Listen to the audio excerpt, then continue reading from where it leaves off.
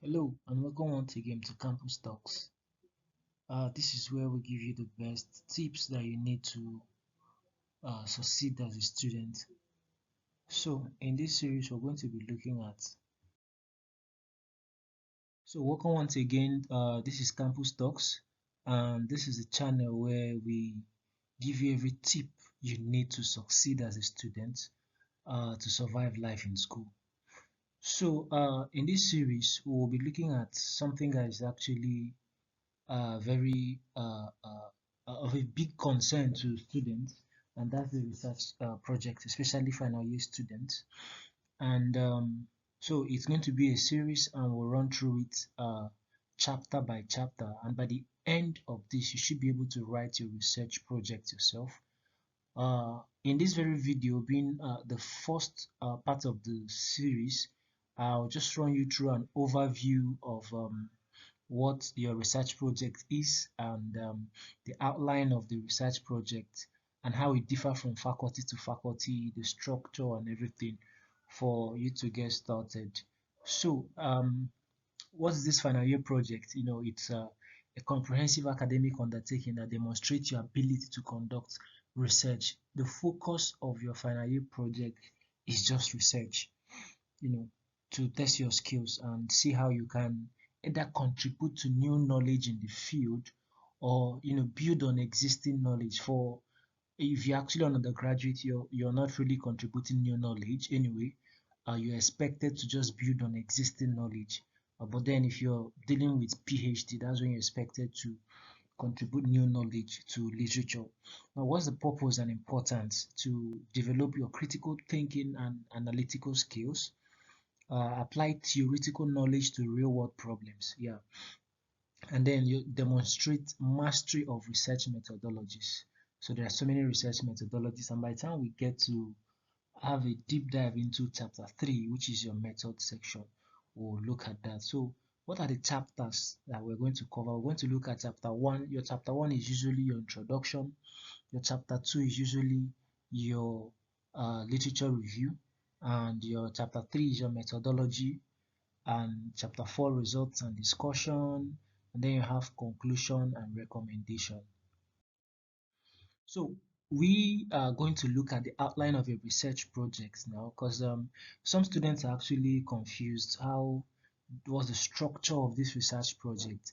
And before we continue, in the next slide, I would like to take us through why understand the research project outline. It's very important because it helps students structure their work and ensures that all key components are covered.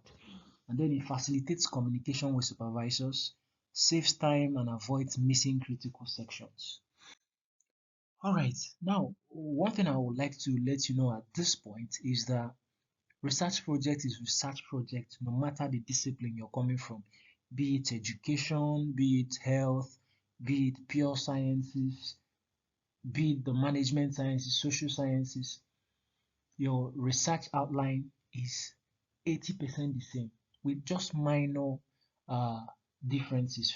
For instance, what I have on the screen right now is the general uh, structure for a research project. So you have your title page, your abstract, your table of contents, introduction, literature review, methodology, result, discussion, conclusion, and recommendation. And then you have your references and appendix. Now, this is often what you get in 98 or 97% of the cases. However, in some faculties, uh, you may find out that this outline may differ. So why the outline may differ faculty by faculty? Because different disciplines have different emphasis. You don't expect what you expect from if you're coming from the health faculty is not what you expect if you're coming from social sciences background or even education. So another reason is that scientific research may focus more on methods and results. Humanities may have longer literature reviews. Applied sciences may include design, implementation, and evaluation. So this is an example of what pure science faculty looks like. So if you're coming from faculty of physical science, natural science, and uh, to some extent biological science, but pure sciences anyway. You get your title page. Now there are there are preliminary pages. The preliminary pages are those of certification, dedication, acknowledgement, uh, yeah, then abstract table of contents before you now meet the main chapters. So, but our focus on this is the main chapters, So if you're coming from science background, this is what your structure will look like. Introduction, literature review, materials and method, results, discussion, conclusion, reference and appendix. Now, you can see that at chapter 3 we'll have material and method here because this is pure science. But then when we move to the next faculty, which is the Faculty of Humanities, you will see that you have it as methodology.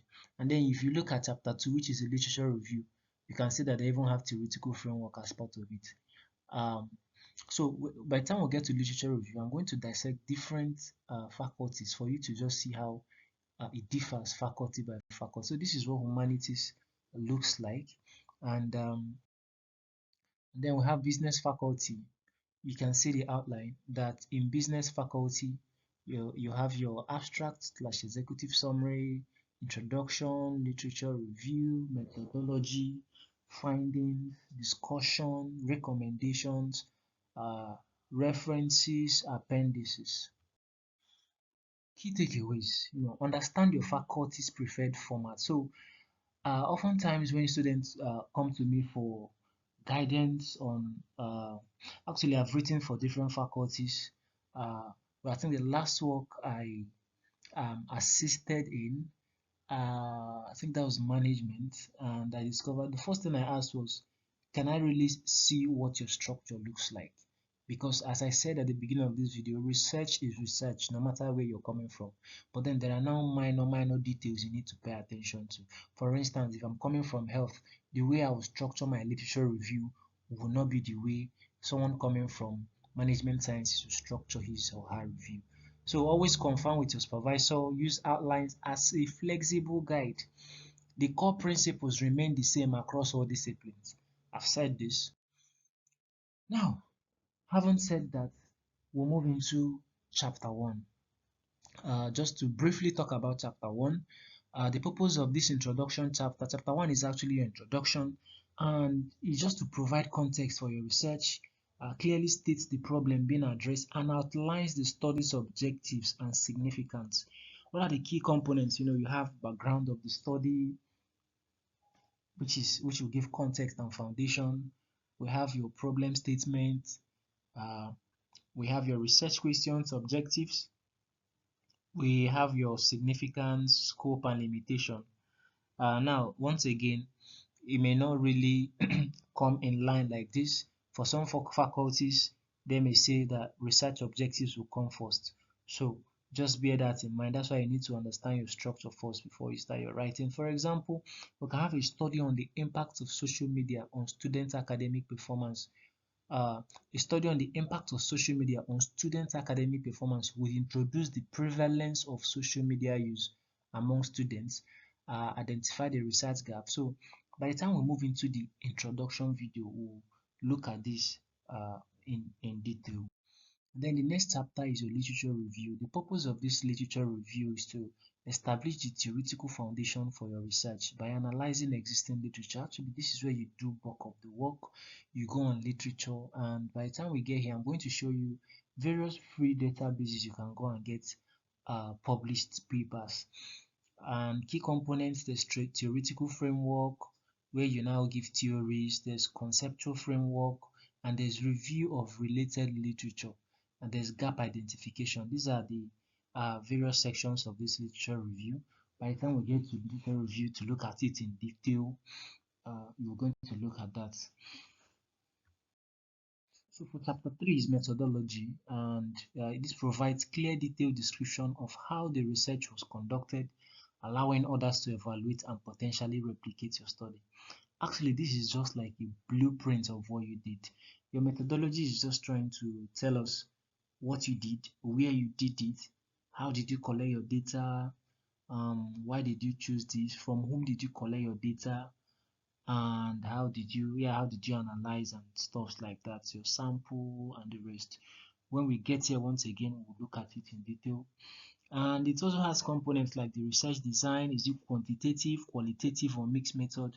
We'll talk about this when we get there. And then population and sampling technique. I've mentioned all this. So a study on social media impacts on academic performance might use survey design with 200 university students, random sampling across departments. It can be questionnaire measuring usage patterns of grade. For chapter 4, this is where you have your result and discussion. And the purpose of results and discussion is to present research finding in clear, organized. Of course, the results section is now for some faculties they merge results and discussion, but based on my experience in this field, I would advise for you to have results as just chapter 4 and discussion is your chapter 5. So this is where you have all your um, the result of your analysis in tables, just everything there. You have it up there. It can be in graph, chart, and the rest. Chapter 5 is actually your discussion, and yeah, so some people they also integrate conclusion and recommendation in the chapter 5 and now call it discussion, conclusion, and recommendation. So just find out why some people they have chapter 5 as just discussion and then move conclusion and recommendation as chapter 6. So you just know what uh, your predecessors have done, and then that will help you know the structure you're going to use. Of course, purpose of conclusion is just to just wrap up what you've done.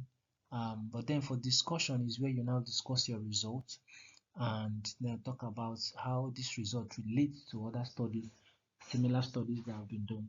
Once again, by the time we get to these various chapters in detail, I'm going to break them down. And then, of course, you have your references, and we'll also talk about references when we get there. Look at the various citation styles. You have your APA, which is you're coming from the academic sector. This is your final year research project, so it's obviously APA that you're going to use, American Psychological Association, and we're going to look at this in detail. So the next one is your appendices. These are just the supplementary materials that support your research. For instance, your data, the questionnaires, the interview guides you use, okay, the raw data, consent forms, and your ethical approval documents. Your ethical approval documents are, before you conduct research on human subjects, there are ethical bodies that grant permission for you to do this.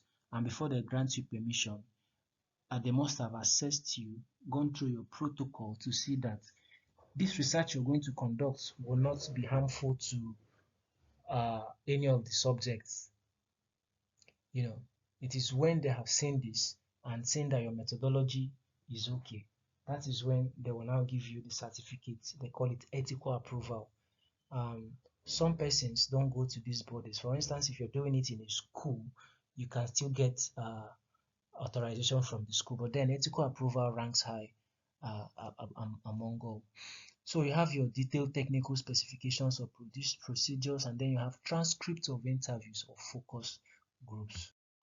So thank you very much, and this is Campus Talks. Once again, if you've not subscribed and you want to get our premium content, please do hit on the subscription button, and whenever we release videos, you'll get to be notified. This is actually the first video of this series, and we're going to break down the entire structure of this research. We'll go through chapter by chapter. Just stay by. In our next video, we'll be looking at introduction chapter, which is chapter 1 in detail. If you're an old subscriber, thank you very much. You're the reason why we are motivated to put more good content out here. And if you're new, please remember to subscribe and follow us for more videos. For now, I'll say bye bye and we'll see you in the next video. Thank you.